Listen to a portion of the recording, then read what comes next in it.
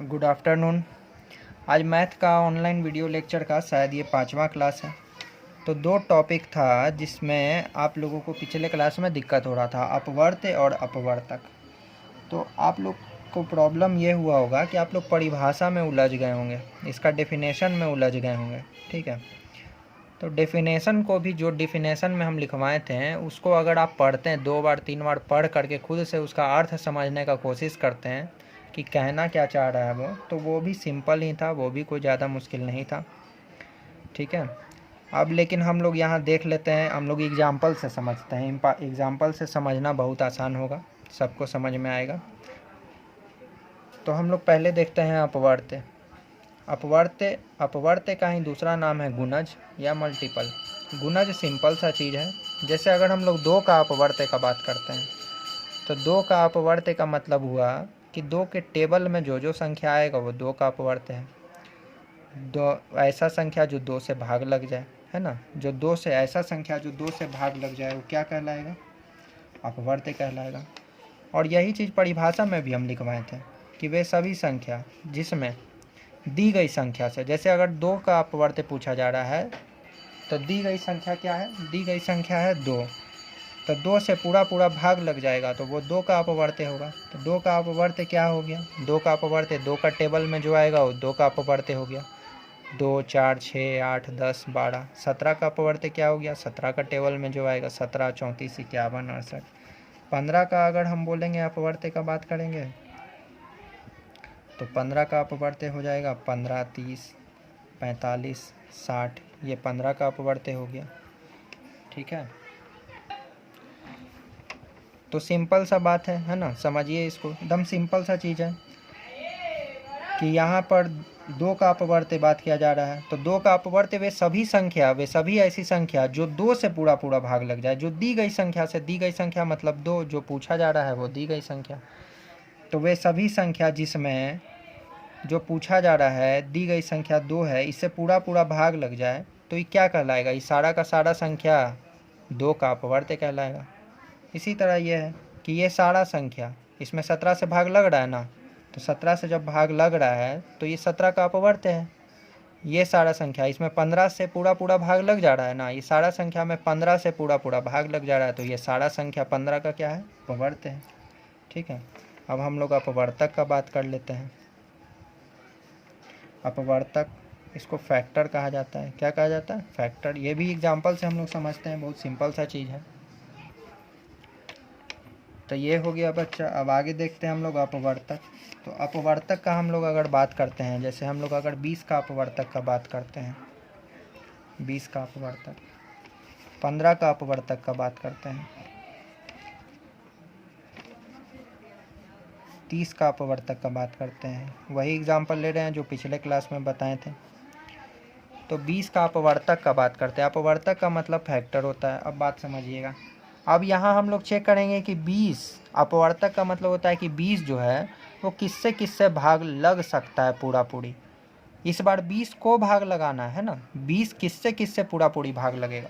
तो 20 1 से भाग लगेगा पूरी 20 बार में, 2 से लगेगा, 4 से लगेगा, 5 से लगेगा, 10 से लगेगा और 20 से लगेगा। तो ये सारा संख्या है जो दी गई संख्या को, मतलब 20 को पूरा काट देगा, पूरा भाग लगा देगा। तो 20 का अपवर्तक ये सारा संख्या हो गया। यही बात परिभाषा में लिखवाए थे। 15 का अपवर्तक का बात करते हैं तो 15 किससे किससे भाग लग जाता है? 1 से लग जाएगा, 3 से लग जाएगा, 5 से लगेगा और 15 से लगेगा। पूरा इन सभी संख्या से भाग लगेगा। तो 15 का अपवर्तक कितना है? 4 है टोटल। कितना है टोटल? 4 है। कौन कौन? 1 है, 3 है, 5 है, 15 है। इसी तरह 30 का अपवर्तक का बात करते हैं तो 1 है, 3 है, 2 भी है, शायद 2 है, 3 है, 5 है, 6 है, 10 है, 15 है और 30 है। इतना सारा संख्या ऐसा है जो 30 को पूरी भाग लगा सकता है। तो ये सारा संख्या क्या कहलाएगा? ये सारा संख्या 30 का अपवर्तक कहलाएगा। तो उम्मीद करते हैं कि अपवर्त्य और अपवर्तक में आप लोग को प्रॉब्लम ख़त्म हो गया होगा। अब देखिए, अब एक क्वेश्चन था जो बहुत सारे बच्चे पूछ रहे थे, है ना। तो देखिए, कोई भी क्वेश्चन हम छोड़ते नहीं हैं, आप लोग समझिएगा। कोई भी क्वेश्चन जो आप लोग को डाउट होता है वो हम छोड़ते नहीं हैं, वो हम वीडियो में मेंशन कर देते हैं। तो जब भी मेरा वीडियो अनाउंस किया जाता है कि इतना बजे आएगा, तो जब भी अनाउंसमेंट होता है, रजनीश सर जब भी अनाउंस करते हैं कि मेरा वीडियो आने वाला है, तो उसके पहले आपको जो जो क्वेश्चन में डाउट है वो सारा क्वेश्चन आप लिख करके सेंड कर दीजिए। हम एक बार में उसको देख लेंगे और वीडियो में वो सारा क्वेश्चन हम मेंशन कर देंगे। अब जैसे एक क्वेश्चन था यहाँ पर 2 था, यहाँ 17 दिया हुआ था, उसके बाद फिर यहाँ C लिखा हुआ था, अब यहाँ फिर से 2 था, यहाँ B था, अब यहाँ फिर से 2 था और यहाँ पर A था। और पूछा जा रहा था, यही क्वेश्चन था है ना, यहाँ 2, यहाँ 2, यहाँ 2, यहाँ 17। अब यहाँ पूछा जा रहा था ना कि क्या सबसे ऊपर की संख्या अन्य संख्याओं को बिना मालूम किए ज्ञात की जा सकती है। मतलब यहाँ क्वेश्चन पूछ रहा है कि क्या सबसे ऊपर की संख्या अर्थात ए बिना B और C को मालूम किए हुए हम A निकाल सकते हैं कि नहीं निकाल सकते हैं। बिना B और C को मालूम किए हुए हम A निकाल सकते हैं कि नहीं निकाल सकते हैं। तो पहले हम लोग B और C को मालूम करके देखते हैं कैसे A निकलता है। तो 17 दूनी 34, उसके बाद 34 दूनी 68, 68 दूनी 138, नहीं 108 दूनी 16, 36, 68 दूनी 136। तो ये हुआ कि हमको B और C निकालना पड़ा तब मेरा A निकला। लेकिन क्वेश्चन ये पूछा है क्या बिना B से निकाले हुए हम A निकाल सकते हैं। तो हम बोलेंगे हाँ निकाल सकते हैं। कैसे, आप गुना करके देखिए, 17 दूनी 34 और यही 34 तो इस 2 से मल्टीप्लाई हुआ था, तो आप इन दोनों को गुना किए फिर इसको गुना कीजिए, तो ये 34 दूनी 68। अब यही 68 तो इस 2 से गुना हुआ है, तो 68 दूनी 136 और यही 136 A है। तो आप बताइए कि बिना B और C निकाले हुए हम निकाल लिए कि नहीं निकाल लिए, ये सारा संख्या को गुना करके। 2 गुना 2 गुना 2 17 गुना 2, 17 गुना 2 गुना 2 गुना 2, यही किया गया, 17 गुना 2 गुना 2 गुना 2। तो हम बोलेंगे कि हाँ निकाल सकते हैं, हाँ निकाल सकते हैं। क्यों निकाल सकते हैं, क्योंकि यह अभाज्य गुणनखंडों का गुणनफल है। ये अभाज्य गुणनखंड है, 17 2 2 2 अभाज्य गुणनखंडों का गुणनफल है। और अभाज्य गुणनखंड हमको मालूम है, तो इसको गुना करके हम बिना इन दोनों को ज्ञात किए हुए ये निकाल सकते हैं। ठीक है, तो ये डाउट हमको लगता है क्लियर हो गया होगा, है ना। अब आज का टॉपिक हम लोग सीखते हैं। अब आज का टॉपिक है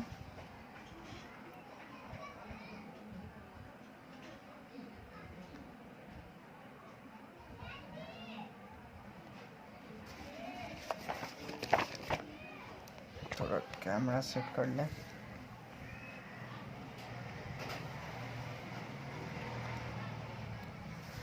अब आज का टॉपिक हम लोग सीखने वाले हैं LCM एंड HCF। आज का टॉपिक हम लोग क्या सीखने वाले हैं, LCM एंड HCF।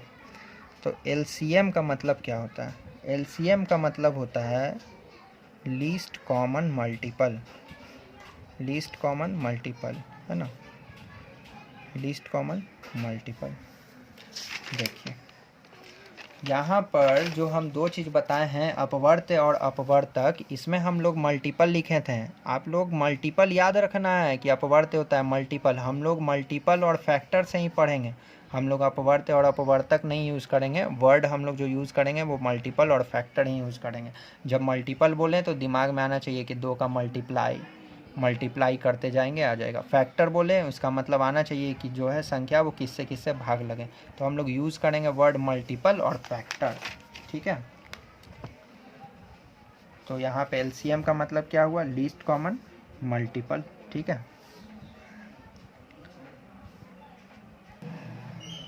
देखिए अगर मान लीजिए आता है हम लोग को लिखने के लिए कि LCM ऑफ 15 और 10, 10 और 15 का LCM क्या होगा, 10 और 15 का LCM क्या होगा, तो 15 का मल्टीपल क्या होगा, है ना। इसका हम लोग बेसिक मतलब पहले समझ रहे हैं कि LCM होता क्या है रियल में और HCF होता क्या है। तो जब भी 2 या 2 से अधिक संख्याओं का LCM और HCF का बात करेगा तो ये होता क्या है, ये हम लोग समझते हैं अभी। तो 2 संख्या का LCM नाम में ही है, लीस्ट कॉमन मल्टीपल। तो पहले तो संख्या का मल्टीपल होना चाहिए, तो मल्टीपल हम लोग लिखते हैं। 15 का मल्टीपल क्या होगा, लिखते हैं हम लोग 15 का मल्टीपल।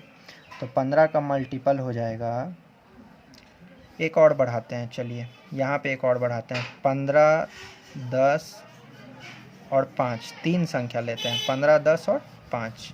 ठीक है, मल्टीपल ऑफ 5 भी ले लेते हैं। तीनों का LCM हम लोग समझने की कोशिश करते हैं। 15 का मल्टीपल क्या होगा, 15 होगा, 30 होगा, 45 60 70, ऐसे ही जाएगा ना, 90, 105, ऐसे अपना बढ़ते जाएगा। 10 का मल्टीपल 10, 20, 30, 40, 50, 60, 70, ऐसे बढ़ते जाएगा ये। 5 का मल्टीपल 5, 10, 15, 20, 25, 30, 35, 40, ऐसे ही बढ़ते जाएगा। ठीक है, तो हम लोग क्या देख रहे हैं यहाँ पे कि एलसीएम का मतलब क्या बताया गया है। एलसीएम का मतलब बताया गया लीस्ट। लीस्ट का मतलब सबसे छोटा। लीस्ट का मतलब क्या, सबसे छोटा, सबसे छोटा, सबसे छोटा। और कॉमन, कॉमन मतलब उभयनिष्ठ। कॉमन मतलब उभयनिष्ठ, जो मौजूद हो, सब में मौजूद हो, है ना।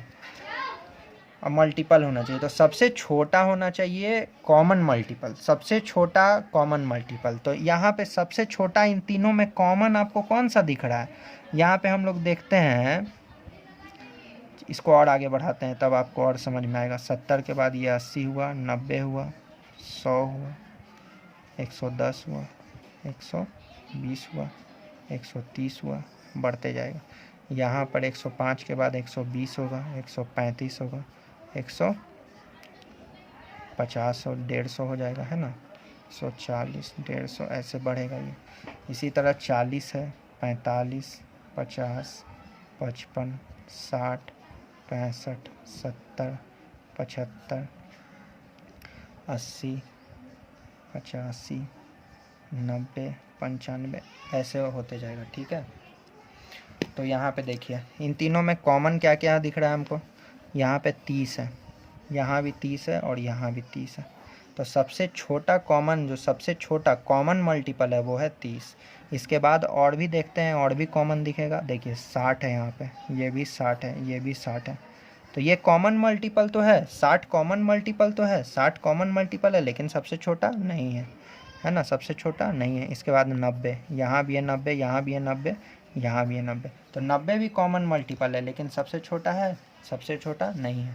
तो सबसे छोटा लीस्ट और कॉमन भी होना चाहिए और मल्टीपल भी होना चाहिए। तो सबसे छोटा कॉमन मल्टीपल क्या है, सबसे छोटा कॉमन मल्टीपल है 30। तो 5, 10 और 15, 5, 10 और 15 का एलसीएम क्या हो गया, एलसीएम हो गया 30। 5, 10, 15 का एलसीएम क्या हो गया, 30। तो हम लोग एलसीएम निकालने का विधि बचपन में सीखते थे। हम लोग ऐसे करके एलसीएम निकालते थे। ये आज तक हम लोग ऐसे ही निकालते आए हैं कि 5 से लगाएं, 1 बार में, 2 बार में, 3 बार में। उसके बाद अब ये देखें अभाज्य गुणनखंड के रूप में आ गया, तो अब सबको गुना कर देते थे, 5 गुना 2 गुना 3, तो एलसीएम निकालते थे 30। तो हम लोग ये तरीका जानते थे, बचपन में हम लोग एलसीएम निकालने का तरीका सीखे थे। लेकिन एलसीएम होता क्या है ये हम लोग अब सीखे हैं कि वास्तव में एलसीएम कहते हैं किसको है। ठीक है, तो इसका डेफिनेशन भी आप लोग लिख सकते हैं, लेकिन डेफिनेशन से ज़्यादा आप लोग प्रैक्टिकली होता क्या है, जो कॉन्सेप्चुअल चीज़ है उस पर दिमाग लगाइए। आप लोग का थिंकिंग डेवलप होना चाहिए, तब क्वेश्चन आप लोग से अच्छा से बनेगा, समझ में आएगा। ठीक है, आप लोग डेफिनेशन भी लिख सकते हैं। हम यहाँ एक डेफिनेशन लिख देते हैं एलसीएम का, और उसके बाद आप लोग को समझा देते हैं कि होता क्या है।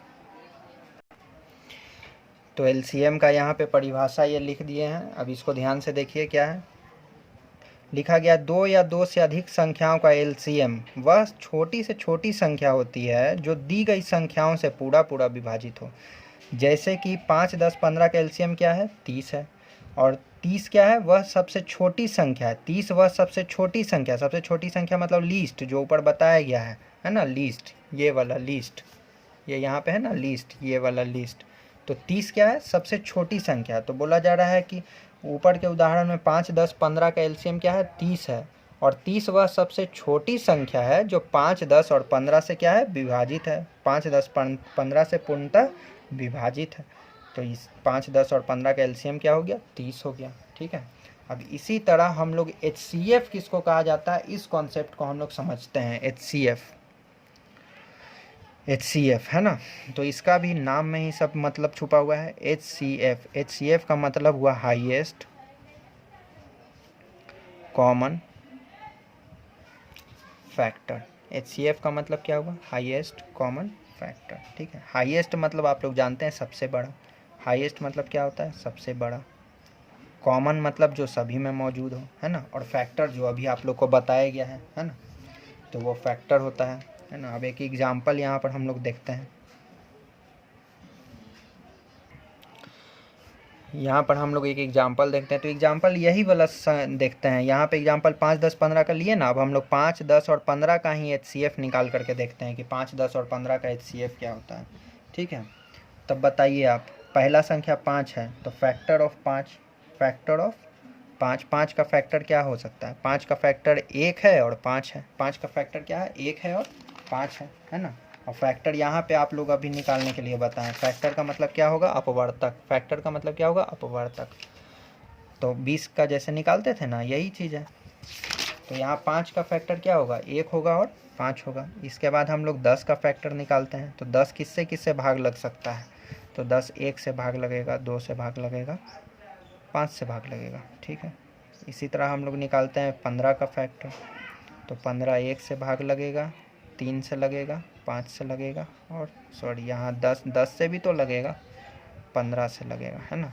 तो यहाँ पे देखिए इसका 2 फैक्टर है, यहाँ इसका 4 फैक्टर है, इसका भी 4 फैक्टर है। ठीक है, अब यहाँ इतना सारा ये फैक्टर दिया हुआ है। ठीक है, तो इस फैक्टर में हम लोग को ये देखना है, इस फैक्टर में हम लोग को ये देखना है कि इसमें हाईएस्ट कॉमन फैक्टर। तो देखिए तीनों में कॉमन क्या आपको दिख रहा है? तीनों में पहला कॉमन चीज़ तो यहाँ 1 दिख रहा है जो तीनों में कॉमन है। उसके बाद 5 दिख रहा है। 5 से बड़ा कोई ऐसा संख्या है जो तीनों में मौजूद हुई हो, तीनों में मौजूद हो, कॉमन हो? नहीं है। तो यहाँ हाईएस्ट कॉमन फैक्टर, यहाँ जो है हाईएस्ट सबसे बड़ा कॉमन फैक्टर 1 भी है, लेकिन ये हाईएस्ट नहीं है, ये छोटा है। और यहाँ हाईएस्ट कॉमन फैक्टर क्या है? ये है 5। तो हम लोग HCF बोलेंगे 5, 10 और 15 का क्या बोलेंगे? हम लोग 5 बोलेंगे। और बचपन से हम लोग HCF निकालने का क्या तरीका सीखे हैं? हम लोग ऐसे निकालते हैं, दो जब 3 संख्या दिया रहेगा तो हम लोग 2 संख्या उठाते हैं, दोनों को भाग लगाते हैं, 5 दूनी 10, पूरा पूरी कट गया। तो जब पूरा पूरी कट गया तो फिर से इसी संख्या को हम लोग जो एक संख्या बचा हुआ है उससे भाग लगाएंगे, मतलब इसको भाग लगाएंगे। तो ये 5 दिया 15। तो अब ये पूरा पूरी कट गया तो हम लोग बोलेंगे HCF क्या हो गया? HCF हो गया 5, है ना। ऐसे हम लोग सीखे हैं बचपन में HCF निकालना। ठीक है, हाँ। तो ये बताने का, ये जो हम लोग बचपन में 8 क्लास में 7 क्लास में मेथड पढ़े थे HCF निकालने का, और यहाँ पे दिया हुआ है LCM निकालने का मेथड। तो ये दोनों मेथड मेरा बताने का ये मकसद है कि इन दोनों मेथड का यूज़ हम लोग अब नहीं करेंगे, इन दोनों मेथड का यूज़ नहीं करेंगे। हम लोग एक नया मेथड यहाँ 10th में आकर के पढ़ेंगे, जो आप लोग उस मेथड में हम लोग क्या करेंगे कि अभाज्य गुणनखंड निकालेंगे। और अभाज्य गुणनखंड से कैसे LCM और HCF निकाला जाता है, उस मेथड को हम लोग 10th में स्टडी करने वाले हैं। ठीक है, और अभाज्य गुणनखंड निकालने का विधि आप लोग का नाम क्या है? आप लोग जानते हैं, अंकगणित का मूलभूत प्रमेय। अंकगणित का मूलभूत प्रमेय अभाज्य गुणनखंड विधि का ही दूसरा नाम है, ये आपको बताया गया था पिछले क्लास में। तो हम लोग बेसिकली अंकगणित के मूलभूत प्रमेय अर्थात अभाज्य गुणनखंड विधि से LCM और HCF निकालने के लिए सीखेंगे। ये हम लोग को 10th में पढ़ना है। ठीक है, अब HCF क्या होता है, इसका एक परिभाषा क्या होना चाहिए वो हम लिख देते हैं यहाँ पर कि HCF क्या होता है ना। तो ये परिभाषा देखते हैं हम लोग। तो परिभाषा में HCF का परिभाषा दिया गया है कि 2 या 2 से अधिक संख्याओं का HCF वह सबसे बड़ी संख्या होती है जो दी गई संख्या को पूर्णतः विभाजित करे। वह सबसे बड़ी संख्या होती है जो दी गई संख्या को पूर्णतः विभाजित करे।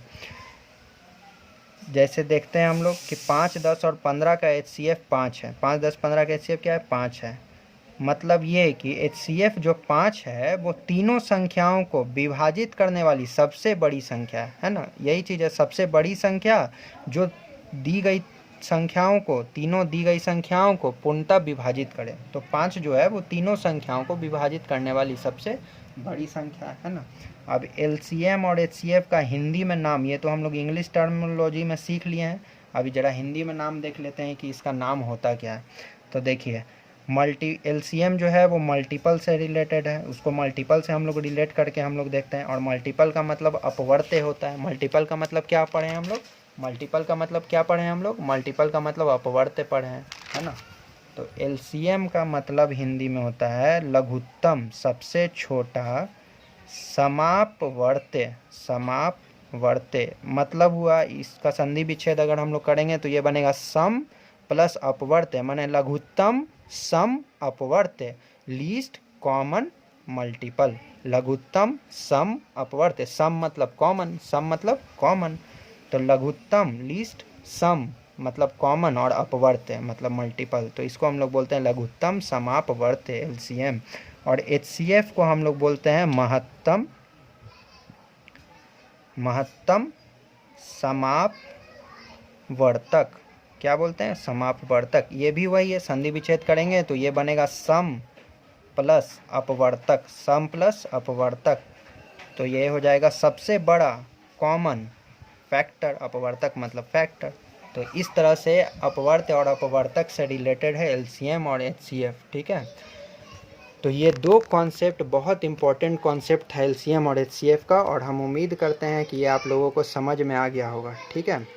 तो आप लोग ये वीडियो देख करके इस वीडियो का रिव्यू ज़रूर दीजिए, अपना अपना रिव्यू ज़रूर दीजिए कि आप लोगों को ये वीडियो समझ में आया या नहीं आया। एलसीएम और एचसीएफ का ये कॉन्सेप्ट आप लोग पहले से जानते थे या नहीं जानते थे, और एलसीएम और एचसीएफ के कॉन्सेप्ट में अब आपको कभी दिक्कत होगा या नहीं होगा, अपना रिव्यू ज़रूर दें, है ना।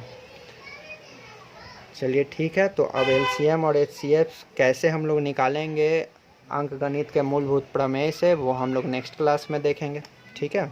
अब आप लोग इसको रिवीजन कीजिए और जो बताया गया है उसको दिमाग में एकदम अच्छे से स्टोर करने का कोशिश कीजिए। चलिए मिलते हैं नेक्स्ट क्लास में।